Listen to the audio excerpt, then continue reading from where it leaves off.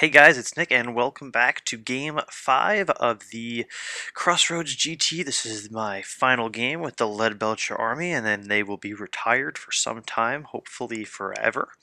But maybe they'll come back, who knows? But this is wonderful because we get to play a army that you don't really see here on Long Island Wargaming, and that is Lizardmen. So this is a 2,500 point Lizardmen versus the Lead Belcher Army. And a treat for you is if you thought the lead belchers were gimmicky, this Lizardmen list is just as gimmicky as it is a comet list. My opponent has shared with me that during game 1, 2, 3, and 4, he had casted about 19 comets. So this list does have Teto Echo, which I believe is the Lore Master, and then he has a level 4 Slan, which also has Heavens, so we will be seeing comets, maybe, but honestly, if he has 19 comets already, I'm a little afraid. So this round has a bunch of different little objectives. It's like killing heroes and getting banners and destroying like rare choices and getting a like core unit in your opponent's like deployment or something silly. So for the most part, I'm going to treat it as a pitched battle. So unfortunately for my opponent, he's got a bunch of different heroes that are roaming around independently, and that's why I think I did well in Game 3 against the Orcs and Goblins list when there were a bunch of different heroes on mounts doing crazy shit. So I got the Carnosaur with the Lord chilling on top here. This thing's nasty. He's got all sorts of equipment on him, and he's moving fast. I need to take him down. I'm kind of afraid of him. He's going to be target number 1. We have the Slan Mage Priest to the left there, and then off screen is Teto Echo. So there is the skink cloud everywhere. He does bring some subpar units for fun. For example, the cold ones, very laid-back opponent. But from left to right, we will have Ancient Stegodon. There's some scrimmaging guys. I think they're all scrimmaging. I forget which scrimmaging, what's his regular name. But anyway, there are skinks everywhere. And there's a hero mounted on some flying thing behind that hill, the Brick of Source, and then some more skinks with the Croc Cigar, Teto Echo, a salamander. There is another salamander rolling around somewhere. I don't even remember. Oh, he's up on the hill. And then the cold ones, then more skinks, then more skinks. My deployment is pretty standard from what you're used to seeing. My cannon is in the left to the bottom here, and then I have a cannon all the way over to the right, and a pretty standard setup here.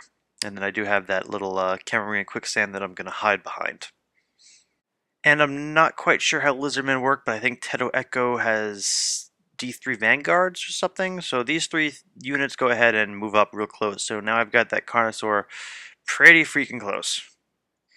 And to my surprise, I get turn 1, so I decide to, go crazy, and I go and issue a charge against these skinks, thinking, alright, maybe he'll get a wound, but whatever. But you know what, they've got poison, and they're not as bad as I remember them being. So he actually kills the saber tusk before he gets to them, which to me wasn't a big deal until he's like, oh, panic tests, and I'm like, oh shit, I literally have everything around him, but I passed all the important ones except one, and this lead belcher unit does turn around and flee so little, like just so barely did they run backwards that they actually stayed in the battlefield. And I'm like, that was probably the worst move I could have made. I didn't even think about that, but I did have to take like 6 panic tests from that guy getting shot down because he's a destroyed unit. And as long as the general didn't flee, I was happy. But leadership 8 without a reroll was such a risk, and if those lead belchers would have ran off the table, I did have a very good chance of losing the game, I felt.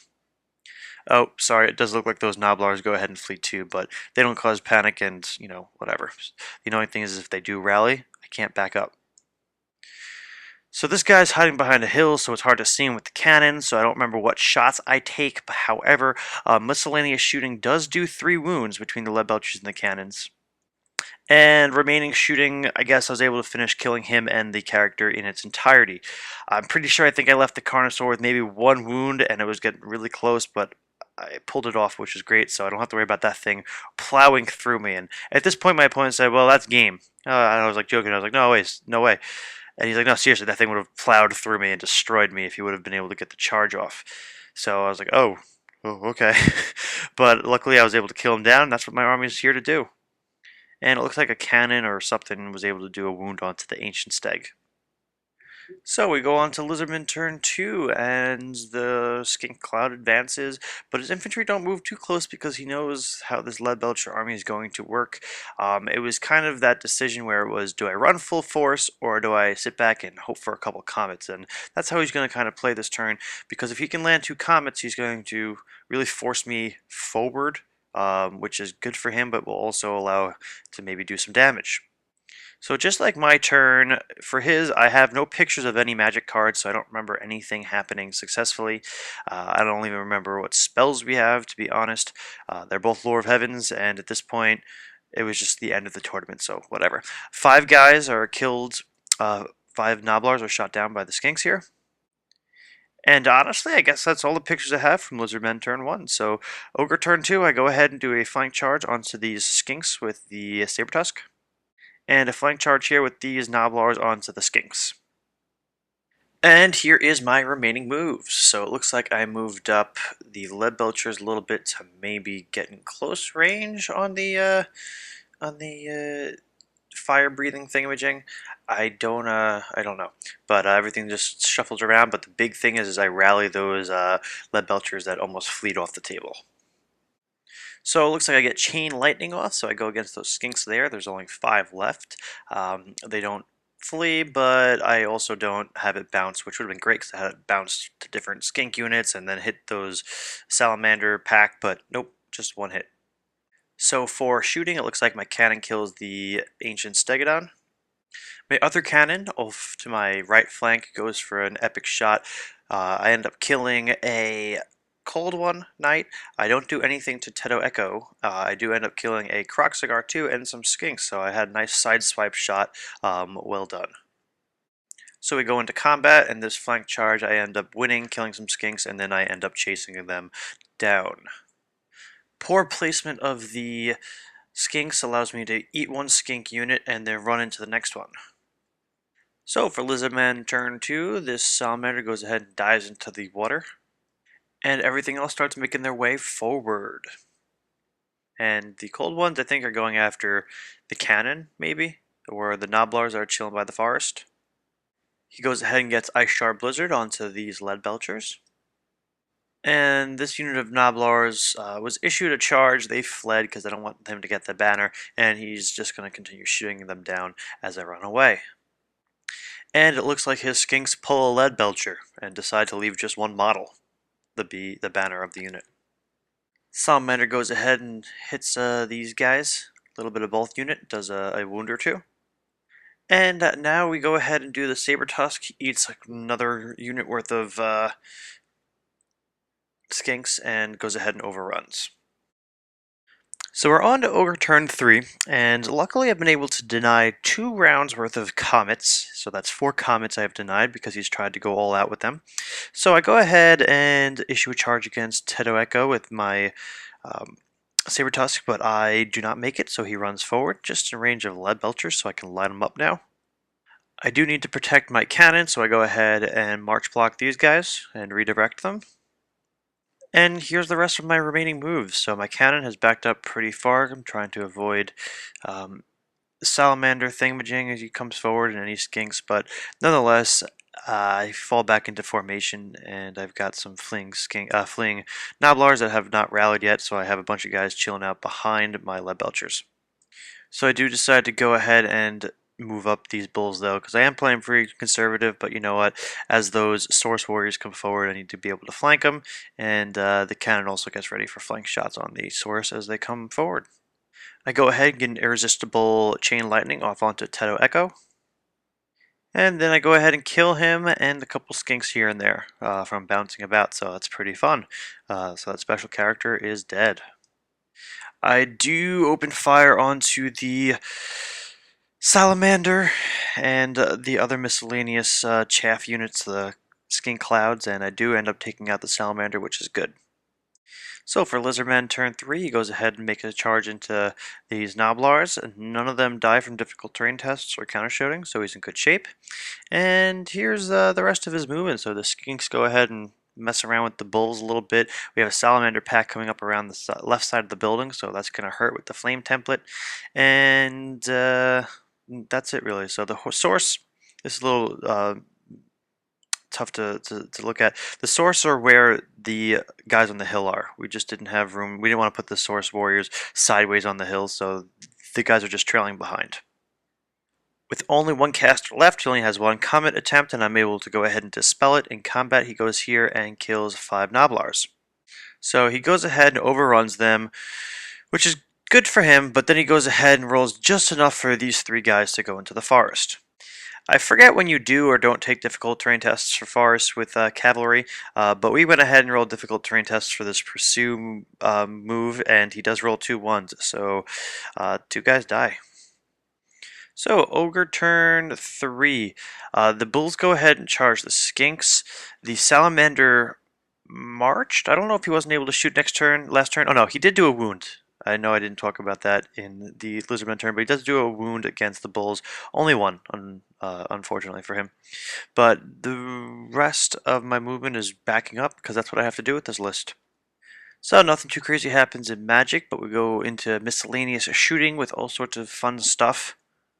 I'm able to kill a whole brick of Source Warriors, leaving only 5 guys behind. And I go ahead and peel off a handful more here. In combat, the skinks are easy. Easy. I probably kill a whole bunch of them with combat hits alone. So instead of overrunning and going close to the Source Warriors, I just go ahead and chill here. So with not much going on, these guys go ahead and advance without any problems, since they're aquatic, I guess, and they can go through water or chimerian quicksands or whatever. I don't know. This guy gets close to the cannon, so you can just trip him up a little bit. Luckily, he's kind of too close, so I can just move next turn. These guys decide to go ahead and make a run for it and go behind the hill, so I cannot shoot them. This guy, who's been kind of hiding all game, decides to come up real close to the Iron Blaster. And then we get into Magic, and we finally get a Comet down. So there's the little gem with 2 white markers, since he did the big one. So, shit. So that means it's Strength 4 with 2 markers, Strength 6 when it lands, if it lands next turn. So I gotta start scattering, because it could potentially do enough damage to make you run, and he could walk away with a win at this point if he successfully lands with the Comet and kills everything. A couple wounds is done by that Salamander, but it's nothing to worry about. So in Ogre Kingdom's turn 5, I go ahead and do a supercharge to the Slan Mage Priest, but I do fail it. And the bulls go ahead into the skinks to the left, so I can go ahead and get away from the comet. And I do a charge against this skink skink unit with the Croxigar in there again, so I can kill it, overrun, and get away from that freaking comet. As you can see, some lead belchers to the left. Go ahead and make a run for it. So in Magic, the comet does go ahead and land, erases those 2 Noblar units, kills like 3 lead belchers from the unit fighting the Croxigar unit, which is fine. Because they're in combat, so they won't panic. The unit to the right here does take enough wounds for panic, but they pass, thank God. And then in combat, you can see I go ahead and kill a whole bunch of skinks and Croxigars. Oh, I guess it also hit the bulls. You can see there's like 3 less bulls, so the comet did its job. These guys did a swift reform, I guess, because the pterodactyl thing goes ahead and gets shot down, and then this cannon goes ahead and takes a shot, I believe, at the salamander, but it misfires and faces a random direction. Kill these guys, no problem, and I go ahead and overrun. And the bulls go ahead and run past the Slan Mage Priest, so I won't be able to see them. And yeah, so right now it's the Slan, the salamander, and some Source Warriors, which are making a run for it. So still trying to grab some points. The Lizardman player is not completely out. As long as that Slan Mage Priest is alive, he can do some Comet. So Comet does get off again, so I'm going to have to go ahead and run away from that one too. And Ice Shard Blizzard gets off on these guys, so it'll be hard for me to hit the Salamander when it comes time to turn shoot him. In shooting, I don't know what this is, but he goes ahead and misfires and then rolls 2 ones. I don't know what that means, but the thing is just gone at this point. In Ogre Turn 6, I go ahead and make a mad dash away from that frickin' comet. So I go ahead and Chain Lightning the rest of the Source Warriors, but only at the price of a miscast. And if that isn't such a bad price to pay, it goes ahead and he runs away into the warp, so he's out of here. But I do get that entire unit of Source Warriors, so I think it was well worth it, but I passed my panic test, thank God, because that is a quarter of the unit. And it looks like from here the only thing left is that Slon that's hiding behind that building, so I can't even really hit him. Even with Ice Shard Blizzard, it would have been hard to begin with. But these guys go ahead and run towards the enemy deployment zone because I thought I got victory points if I got there, but it's really just making sure all my core units are out of his victory, out of my deployment zone. But he ends the game with just the Slon and like a Cold One warrior running around, so I end up getting a shit ton of points in this game. So round 5 ends up being a tabling, so I ended up doing pretty well. I walk away with 24 points and 1 point from my opponent, which is great. And this was a pretty cool list. It's not super competitive from what I felt. I mean, there was nothing in there that really scared me that I couldn't deal with. But then again, my list is the same way. It's very hit or miss, quite literally. And the fact that if he actually did what he had to achieve, which was get comets all over the place, he probably would have won, which is the same thing with my list. If I don't get good shots with my cannons and do good spells and harmonic convergence, I'm shit out of luck. So I honestly think this could have gone either way because he only got 2 more comets, which he was very upset about because he was trying to get as many possible during the tournament, which is a pretty fun personal challenge, I must say. So he ends up with 21 comets during the entire during the entire tournament, which is pretty crazy. That's like an average of, I guess, 4 or 5 a game. So, but with that being said, if comets would have landed, it would have been a shit show because my guys would not have lasted. And if he was getting 1 a turn or even 2, since he could have, I'm pretty sure I would have just scattered and panicked off the table, but luckily I was able to dispel as many as possible. So a third victory for the Lead Belchers, which is pretty cool. And I end up the tournament with 3 wins, 2 wins, a minor victory, and then 2 losses. So I'm going to go ahead and say that's 3 wins. So I won more games than I lost in this tournament. So I'm pretty happy. So I'll do a quick little Crossroads recap, but this is the Lead Belcher Army, and they are going to go into retirement for the time being. I don't know when I'll bring them out. I've got so many other projects ahead, but hey, thanks for watching this video, and stay tuned for more.